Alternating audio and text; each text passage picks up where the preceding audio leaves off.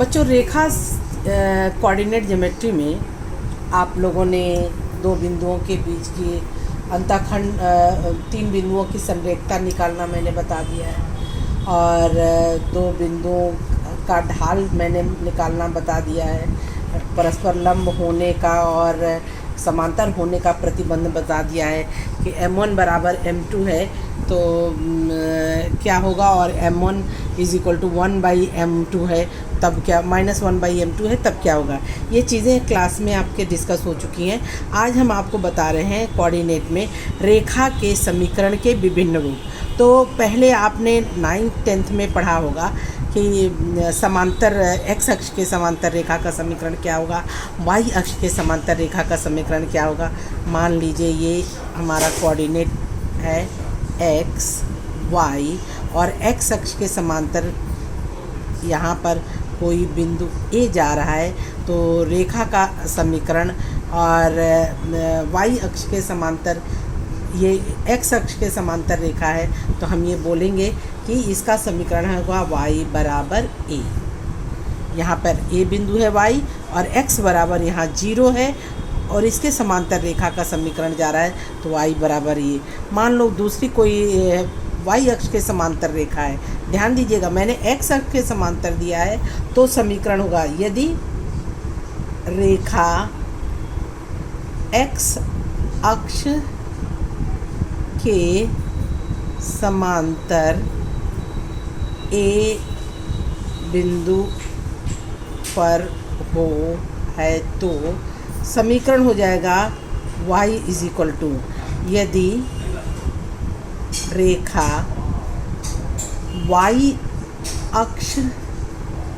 अक्ष के समांतर B बिंदु पर है, B बिंदु पर है तो यहाँ पे हो जाएगा x इज इक्वल टू, रेखा का समीकरण x is equal to b, यानी कि यहाँ पे ये इस रेखा का समीकरण हो जाएगा x is equal to b और इस रेखा का समीकरण हो जाएगा y is equal to a। ध्यान दीजिएगा x अक्ष के समांतर रेखा का समीकरण y is equal to a और y अक्ष के समांतर रेखा का समीकरण x is equal to b होता है। ये कंसंट्रेट कर लीजिए। यदि मैंने ये बोल दिया आपसे, जैसे ये रेखा है, यहाँ कोई बिंदु है 2, 3, अब इस बिंदु का हम बोलें कि x अक्ष के समांतर और y अक्ष के समांतर मान बताइए। अब यहाँ पे तुम्हारा y का मान यहाँ पे कितना है, 3, ये यानी यहाँ ये 3 है और यहाँ ये कितनी दूरी है, यहाँ से यहाँ तक की दूरी ये 2 है, ये दूरी हमारी 2 है और ये दूरी हमारी 3 है। तो हमारा समांतर किसके हम बोल रहे हैं, x अक्ष के समांतर। तो यहाँ पे ये हो जाएगा y इज इक्वल टू 3 और y अक्ष के समांतर रेखा का समीकरण तो x इज इक्वल टू 2। ये हमारा ये समीकरण है। ये इससे ध्यान दीजिएगा कि कैसे हम निकालते हैं।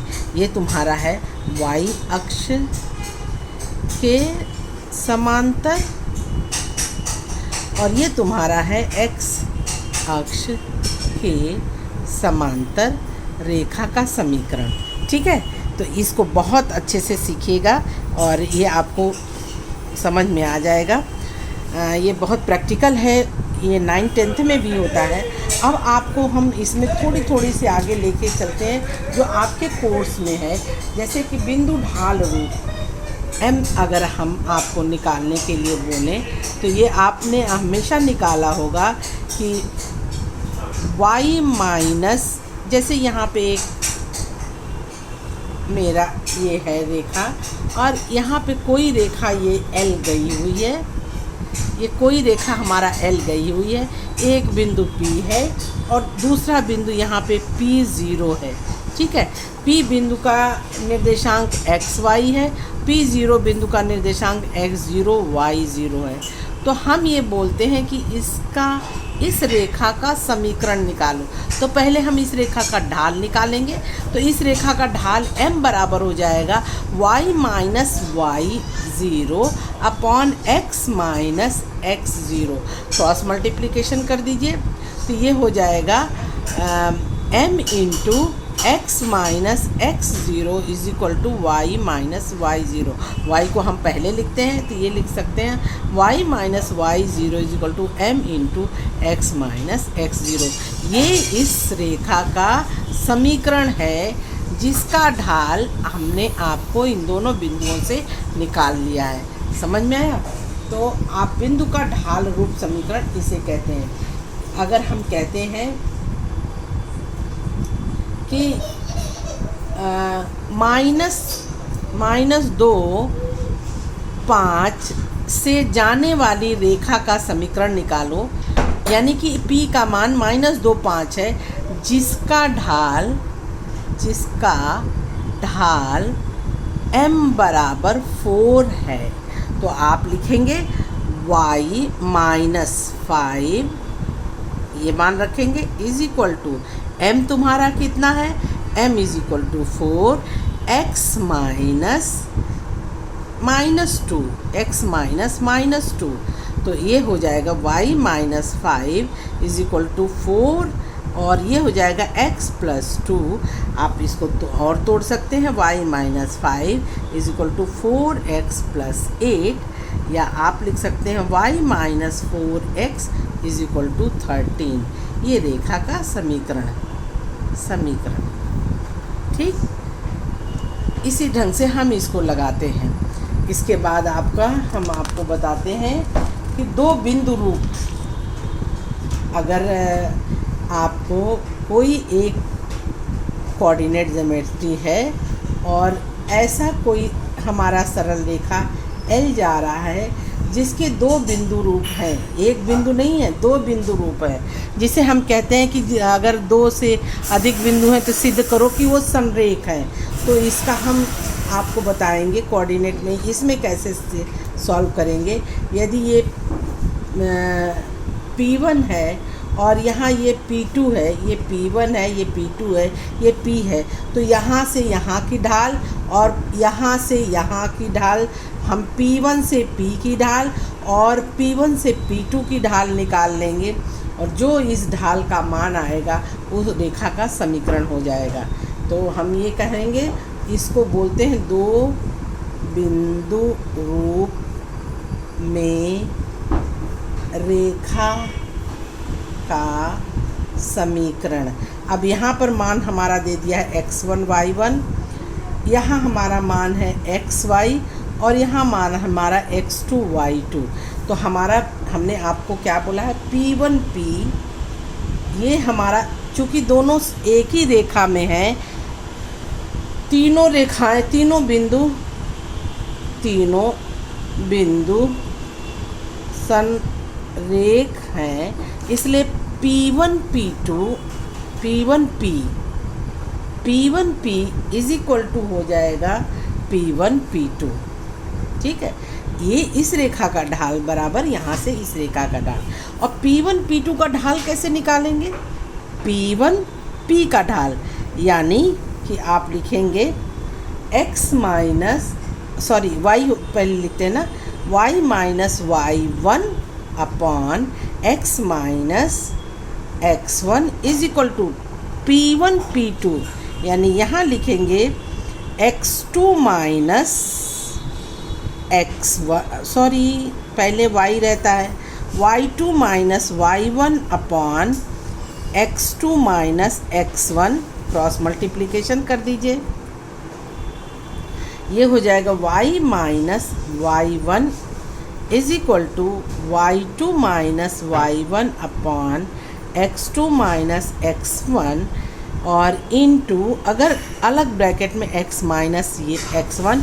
ये हमेशा मैंने बताया है कि दो बिंदुओं से गुजरने वाली रेखा का समीकरण, दो बिंदुओं से गुजरने वाली रेखा का समीकरण ढाल निकाल के, दोनों का ढाल निकाल के बराबर कर देंगे। अगर दो बिंदु से वो रेखा गुजर रही है तो दोनों का ढाल बराबर होगा, दोनों का ढाल बराबर कर देंगे, उससे जो समीकरण बनेगा वो मेरा समीकरण आ जाएगा। इसके बाद आता है, मैंने आपको बताया है ढाल का अंतःखंड रूप, यानी कि यदि ये रेखा है और यहाँ पे हमें अंतःखंड कट रहा है, y अक्ष पर b अंतःखंड कट रहा है, तो इस रेखा का समीकरण, इस L रेखा का समीकरण होता है x by a plus y by b is equal to 1। ये याद रखिएगा। दोनों अक्षों पर कटे हुए अंतःखंड वाले रेखा का समीकरण x by a plus y by b is equal to 1 होता है। लंब रूप समीकरण, हाँ, ढाल का अंतःखंड रूप समीकरण आपने पढ़ लिया। उसके बाद आता है ढाल का अंतःखंड रूप। दूसरा आएगा ढाल का अंतःखंड रूप। हो गया है।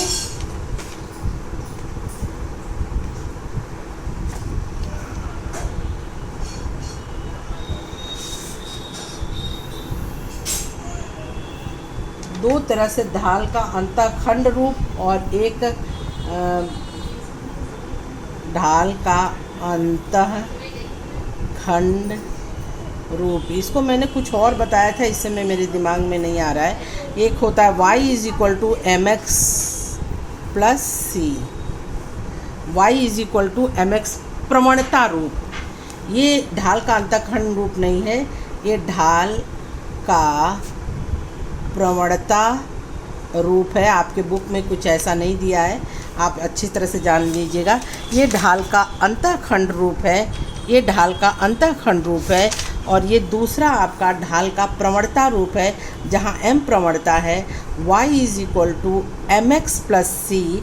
और ऐसी स्थिति में ये m जो है इसका क्या नाम है, प्रवणता है, और c जो है x अक्ष पर कटा हुआ अंतःखंड। तीसरा रूप आता है लंब रूप। लंब रूप का समीकरण। लंब रूप का समीकरण, विभिन्न समीकरण हैं। आप एक समीकरण याद कर लीजिए, x cos theta plus y sine theta is equal to p. P जो होता है वो मूल बिंदु से रेखा पर डाला गया लंब होता है। पी हमारा मूल बिंदु से रेखा पर डाला गया लंब होता है।